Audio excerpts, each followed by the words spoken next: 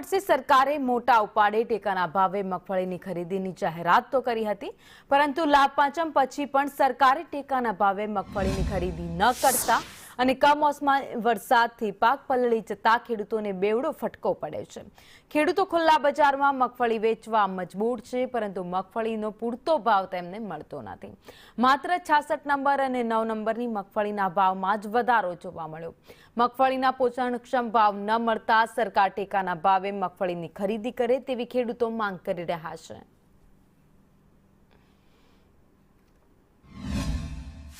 હવે અમારે મગફળી અહીંયા લેવા વરસાદના કારણે મજૂર જડતા નહોતા। અઠવાડિયા મજૂર આવ્યા ને ત્યારે માલ નીકળી, તો આ વરસાદ આવ્યો ને તો આમાં મજૂરી નહોતા। 2 દીથી અહીંયા વાહનમાં આવી તો 2 દી વારો આવ્યો, 1050 રૂપિયા ભાવ આવ્યો। ભાવ ઉત્પાદન અડધું થયું અને પાછો વાહન લઈ આવી તો અહીંયા લાઈનમાં ઉભા રહે, એ ઘડીકમાં આવે ને।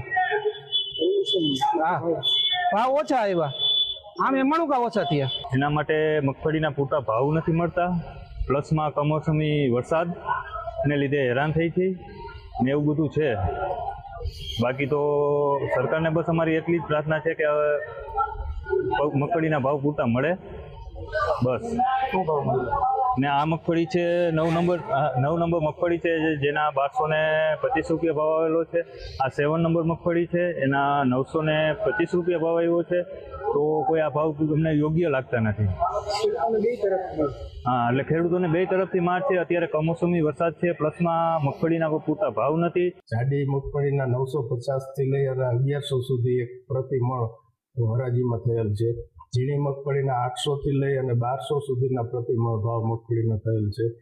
66 નંબરના 900 થી લઈ અને 1800 સુધીના પ્રતિ મણ ભાવ થયેલ છે અને 9 નંબર મગફળીના 1100 થી લઈ અને 1700 સુધીના પ્રતિ મણ ઓપ્શનમાં ભાવો થયેલ છે। આજે આવકો થયેલ છે તેમાં 50% થી વધારે પડતી આવક 66 નંબર અને 9 નંબર મગફળીની થયેલ છે।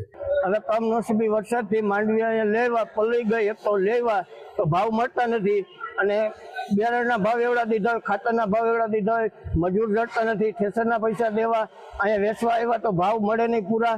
સરકારને કાંઈક જોવું જોઈએ ખેડૂત હમો કે આ વેચાણ ચાલુ કરે સંઘનું જટ, એટલે તો કાંઈક ખેડૂતને 200 મળીએ 70 મણમાં શું કરે ખેડૂતનું? તમે ખેતી કરો તો ખબર પડે, સરકારને ખબર પડે કે આમાં શું